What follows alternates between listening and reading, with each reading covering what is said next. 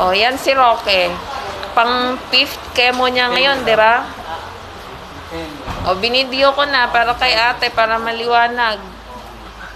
Kasi puro siya, blurred. Nandito sila sa Waltak. Awa man si Rocky.